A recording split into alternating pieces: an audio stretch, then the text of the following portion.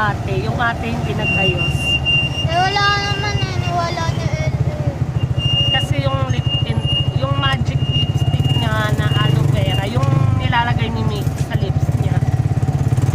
Tag-iisa kaming tatlo nun.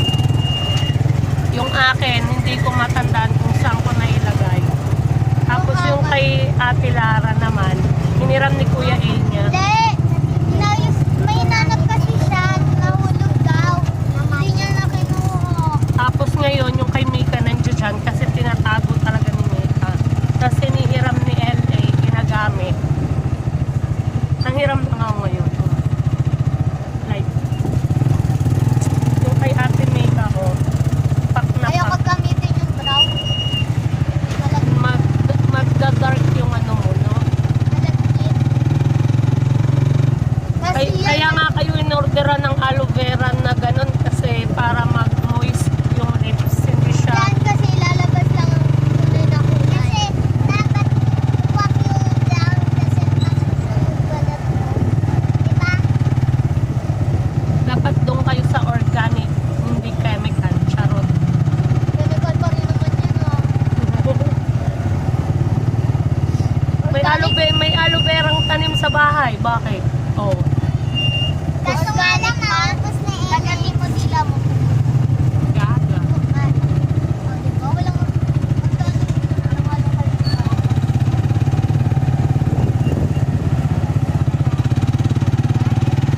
Today is August 20.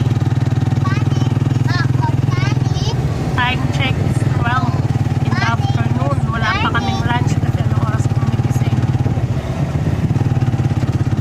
Tapos, tomorrow is 21.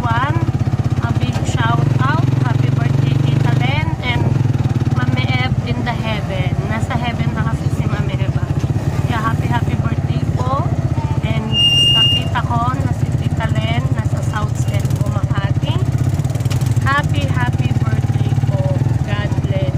Actually, hindi Makati pa rin kahit na inaagaw, di ba? Kahit na inaakin na magiging tagig na, Makati pa rin siya kasi doon siya kilala. Yun yung kilalang lugar. Mawawala na ng Makati. Ano, lahat ng 14 Embo magiging tagig na. Kasama si South Sembo, Sembo, East Rembo ata kasama. Basta 14 Embo. Sa Ebo. Basta may Embo. So, pag yung lugar nila umabitan. Yes, magiging tagig na siya. Kiniklaim na ng ewan bakit. Pero kahit anong mangyari, Makati pa rin yun.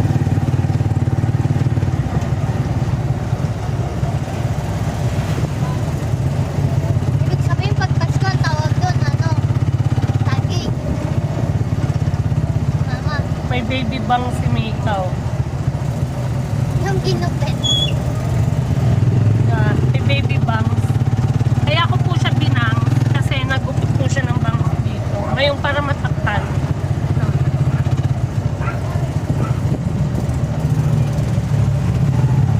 Hindi kasi siya nagsasabing gusto niya magbangs. Ngayon, ginupit niya yung buhok niya. Siya mismo. Palpak na. Kaya niremedyoan. Eh medyo humaba na. Umabot na ng mata. Binawasan ko kanina. Ayan. Mama, ba't yung bak mo hindi pa rin umabot? Nagtampo na siya yung panay ka daw.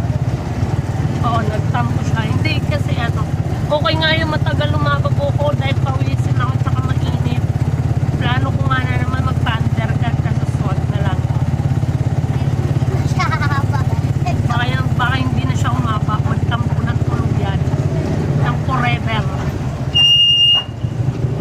Forever na siyang magtampo. Forever na hindi umaba. Ganito lang. Diba? Pero yung nagugupit ko sa amin, si Tia Tam,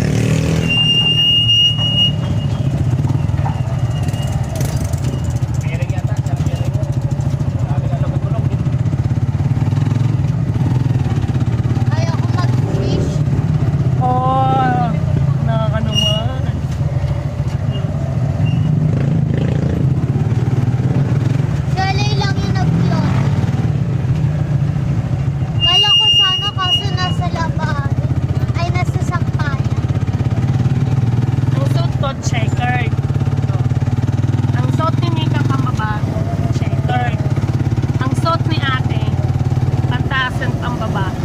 3rd.